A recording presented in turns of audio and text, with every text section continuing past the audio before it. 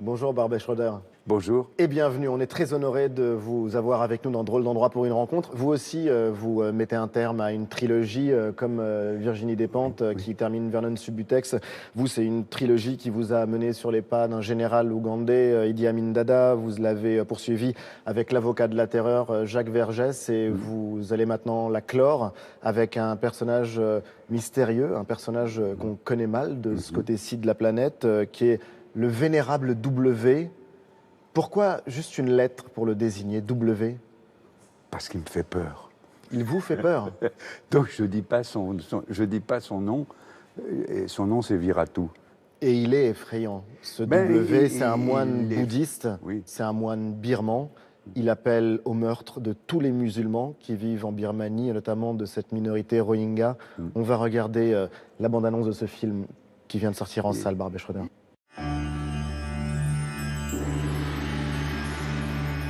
Le Bouddha se situe souvent au-delà du bien et du mal.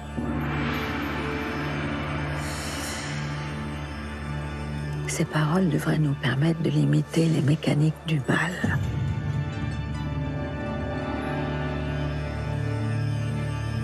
Cultivons un amour sans limite envers tous les êtres.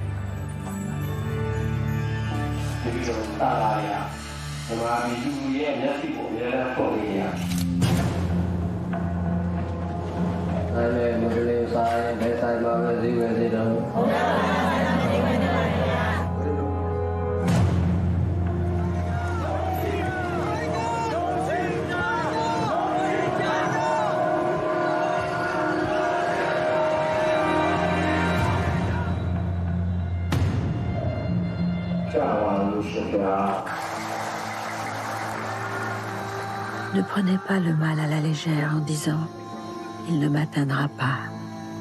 Même un pot d'eau finit par se remplir de gouttes de pluie. De même, l'innocent, absorbant goutte par goutte, finit par se remplir du mal.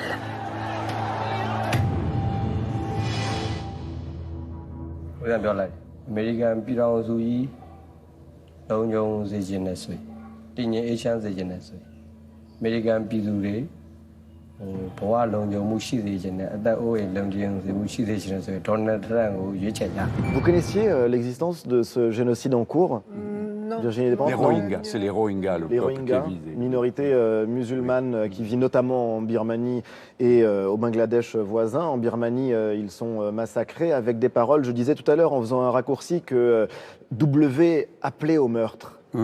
C'est pire que ça. Oui. C'est pire que ça, parce qu'il en parle en disant qu'ils sont trop nombreux, Oui. en disant qu'ils ont trop d'argent, que du coup ils vont modifier la composition ethnique, sociale du corps social birman. Qui Et vont finalement, envahir le pays alors qu'en petit à fait, petit, ils sont 4%. ils ne sont que 4%. C'était Et petit à petit, extraordinaire. cette Oui. logique-là, Oui, ça devient une logique d'extermination. Voilà. Non, qu'est-ce que ça vous inspire? C'est terrifiant ce rapport au mot, ce rapport au langage, ce rapport d'une religion à une autre, à une minorité. Et oui, puis en plus, ça, en ce moment, on se sent concerné directement en France. Et aussi, c'est vrai que on se dit effectivement à quel moment ça va s'arrêter. Parce que c'est quelque chose qu'on a fait, refait tout au long du XXe et maintenant XXIe siècle, qui est insensé. Monsieur W, pour ne pas le nommer, et nous ne le Le nommons vénérable W. pas. Le vénérable W, vous Il le vous dites a en rencontré souriant. sans aucun problème. Il vous a rencontré. Je suis arrivé à le rencontrer et je suis arrivé à capter son intention en lui expliquant que je voulais comprendre comment fonctionnaient les lois anti-musulmanes qu'il a fait passer. Je dis, vous êtes arrivé à faire passer des lois comme ça. On va avoir une présidente chez nous qui va faire des lois peut-être semblables et on veut en savoir un peu plus. D'ailleurs, lui, il aime beaucoup Marine Le Pen, il aime beaucoup Donald Trump. Et Ce vénérable W. leurs propos sur les musulmans, évidemment. C'est des choses qui les rapprochent. Et ça a été ce qui vous a ouvert la porte. Ah bah oui, ça m'a aidé. ça Marine m'a Le aidé, Pen oui, vous oui. a aidé à Ah bah ouvrir oui, cette oui. porte-là. L'autre chose, c'est que j'ai dit que j'étais un cinéaste d'Hollywood, que je venais d'Hollywood aussi. Et ça marche partout, même avec un moine bouddhiste. Ça ouvre toutes les portes, oui.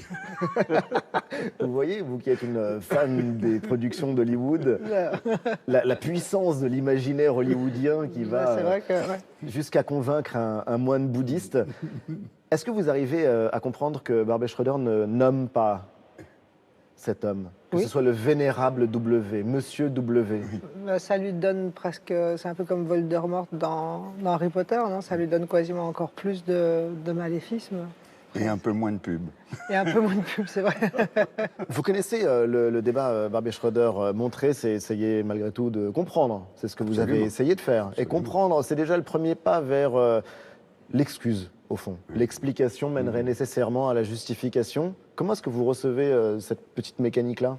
Ben, moi, j'essaye de jamais juger. Moins je jugerai, plus vous serez choqués. Ouais. Je pense, oui, parce que si on a quelqu'un qui est là en train de hurler, vous regardez, c'est dégoûtant. Non, on vous montre, vous dites, mais ça, je comprends bien ce que ça veut dire, ce que je vois à l'écran, là. Les gens ne sont pas bêtes, quand même.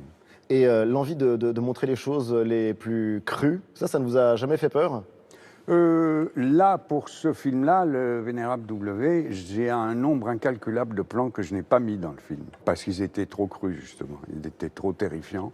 Et j'ai essayé de trouver comment on peut arriver à terrifier et s'en dégoûter. Parce que c'était quand même vraiment horrible. Horrible, mais vous avez, quand je vous dis, là, pour le coup, pensez au spectateur. Oui, absolument. Oui, absolument. Non, je pense toujours au spectateur, je pense toujours à une histoire que je suis en train de raconter. Donner la parole au bourreau, ça ne vous choque pas? Non, ça ne me choque pas. Ça ne me choque pas parce que je pense qu'il faut faire face. Je pense que si on va filmer Marine Le Pen et qu'on la trouve sympathique, moi, je comprends très bien ça, et je comprends, je n'ai pas besoin de le faire, elle s'en occupe toute seule, mais je veux dire, je comprendrais très bien un cinéaste qui ferait ça et qui essayerait d'analyser qu'est-ce qu'il y a derrière cette sympathie.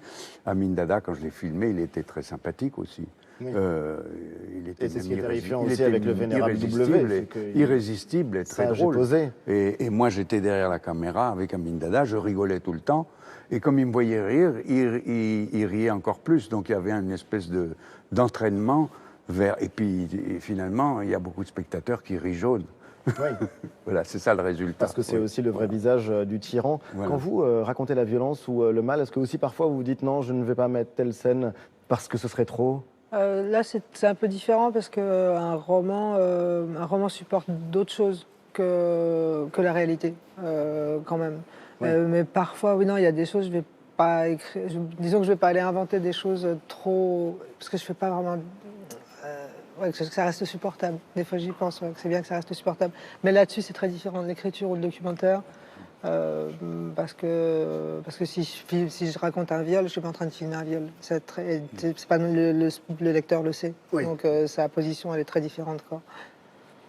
Non, la littérature peut faire rentrer dans 10 000 fois plus de choses que le cinéma ou le documentaire. Ça, y a des choses qui peuvent être traitées que par la littérature. Donc c'est l'art ultime de ce côté-là. L'art ultime, oui, c'est la littérature. Je pense, oui. Vous aussi, vous avez suscité les foudres de beaucoup avec Baise-moi.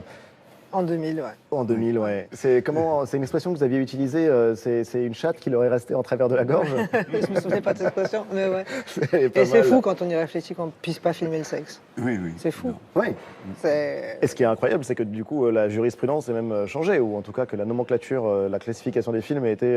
Ce qui a changé surtout, c'est que les producteurs ne s'amusent plus à produire des films dans lesquels il y a des scènes de sexe ou du beaucoup sexe moins, non simulé. Ouais. Si on fait un film, on doit être financé par la télévision. Oui. Si on veut être financé par la télévision, il faut que ça puisse passer à la télévision. Donc, voilà, c'est aussi simple que ça. Il y a un système de censure qui est beaucoup plus sophistiqué, qui est établi par le marché de nos jours d'une manière définitive et implacable, et il n'y a rien à faire. Ça, c'est vrai. Il y a quelque chose de très fort aussi, l'une des raisons pour lesquelles j'avais envie de vous faire vous rencontrer, c'est que vous êtes une grande admiratrice de Bukowski, de Charles Bukowski.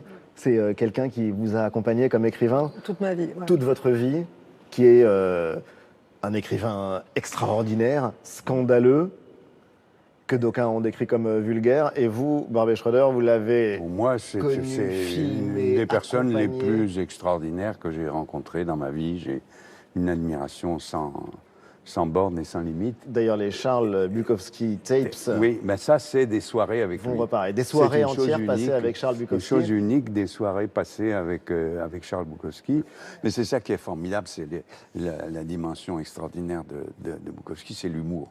En dehors de sa sensibilité extrême et tout ça, c'est vraiment un humour décapant et constant. Vous, Bukowski, vous l'avez découvert toute jeune, Ouais. dans un foyer de jeunes adultes à Lyon. Ça, non, je l'ai relu. J'étais plus si jeune. Là, j'avais 17 ans. Mais la première fois, je l'ai lu à 12 ans, 12-13 ans. C'était le garçon avec qui 12, j'étais qui 13 ans. me l'a c'est prêté. fantastique, hein, c'est Et merveilleux. du coup, c'était une lecture complètement waouh. Et à 17 ans, encore une autre. Et après, tous les 5 ans, à peu près, je relis un peu Bukowski et ça change. Et plus le temps passe, et plus je me rends compte que c'est ample, c'est intense, c'est profond, qu'il est beaucoup plus cultivé que le clown. Enfin, parce qu'il y a quelque chose Que ce qu'on comme chez lui imagine. Une culture extrême. C'est quelqu'un qui extraordinaire. passait son temps à écouter de la musique classique quand il était en train de travailler dans des usines, en train de porter des bouts de viande sur les épaules. Il y revenait épuisé. Et évidemment, il picolait, mais quand il rentrait le soir chez lui, toujours chez lui, dans la piole qu'il occupait pour 15 jours, il écoutait la radio classique de Los Angeles. Mais alors pourquoi est-ce qu'aujourd'hui encore, et pour de nombreux critiques, ça reste un auteur vulgaire? Ce qui me paraît vulgaire, c'est de trouver Bukowski vulgaire, parce que c'est vraiment, là, c'est un manque d'éducation à ce stade, quoi. Parce que non, Bukowski peut pas être vu comme vulgaire. Il y a beaucoup de choses qui peuvent être vues comme vulgaires, mais pas Bukowski, parce que Pas c'est Bukowski. trop. C'est une oralité, d'accord. Il travaille sur une oralité, mais c'est vraiment pas vulgaire. Il y a même peu de gens effectivement aussi délicats. Pourtant, il est vraiment par moments, il sort des conneries extraordinaires. Mais il y a une délicatesse inouïe, par exemple, et une conscience de son style, une conscience de ce qu'il est en train de faire extraordinaire. Parce que moi, je suis vraiment très... Très, très lucide.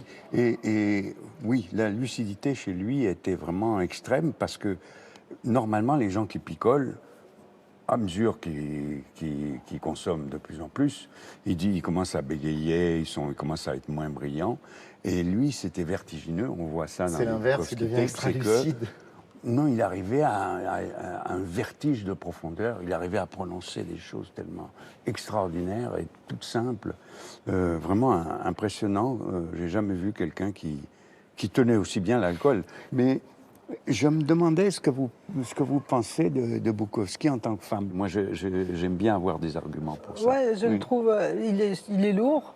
C'est ce qu'on appelle un lourd, quoi. Mais en même temps, il est aussi attiré par il n'est pas attiré par des jeunes premières minaudantes, qui parlent des personnages, Oui. des meufs grande gueule, qui se battent, qui boivent, qui ont vécu, où est-ce qu'on les trouve d'autres dans la littérature de cette époque, ces femmes abîmées, ces femmes vécues, ces femmes matures, on n'en trouve pas, quoi. Et je trouve que j'adore ces personnages féminins. Et il n'essaie pas de nous expliquer qu'il veut faire autre chose que ce qu'il est en train de faire. Quand il va en attraper une, il le dit exactement. Quand il la désire, il dit exactement comment. Et pour moi, il y a il cohabite bien avec les femmes, beaucoup mieux que beaucoup d'auteurs qui seront plus polis. Vous avez réalisé un épisode de Mad Men? Oui, Oui. par admiration pour la série, oui. Parce qu'on se Je me dit... suis porté volontaire. Oui. Vous, fan de série, ben voilà un réalisateur de série, ou en tout cas d'un épisode. J'ai déjà c'est posé quand des même questions. Hein. Très très chic. Vous lui avez déjà posé des Oui. questions? Il m'a demandé combien de temps ça mettait pour tourner un épisode de Mad Men. Et je lui ai répondu une semaine. Une semaine. Et donc, une semaine, c'est pas pour 1 heure, mais c'est pour, disons, 50 et quelques minutes. Et ça m'a permis, à moi, de me décomplexer par rapport à ce genre de vitesse. Mais ce qui était important pour moi, c'est que ça m'a permis de faire le tournage d'Amnésia, un film très personnel, sur lequel j'avais très peu d'argent. Il a fallu faire des sacrifices invraisemblables. Et un des sacrifices qu'on doit faire d'abord, si on n'a pas d'argent, c'est tourner rapidement. La série, c'est l'avenir du cinéma? Ben non, Il y aura toujours les deux. Ce sera quelque part dans l'Internet, quelque part, ou dans le cloud, on ne sait pas. Oui, on sait pas. ça restera des histoires, quoi qu'il arrive. Ça va aller. Non, il y a des tas de moments très excitants qui nous attendent. Il faut pas. Ça, c'est sûr. Mais il faut aussi se souvenir des traumas qu'on a eus dans son enfance. C'est vrai que votre première expérience traumatique au cinéma, c'était à Bogota? Oui, c'est devant quel Bambi, film? oui, c'est Bambi. Comme beaucoup. Oui, comme moi, pareil. Ça a été déterminant pour moi parce qu'on a est décidé quelques-uns à que. voir. Non, moi, on m'a sorti. Je hurlais, j'étais en larmes. On m'a sorti du cinéma. On m'a dit, celui-là, c'est pas la peine de l'emmener au cinéma. Il est trop sensible. Il faut pas. Et donc, j'ai plus vu de film après Bambi. Donc, pendant toute mon enfance, j'ai pas vu de film.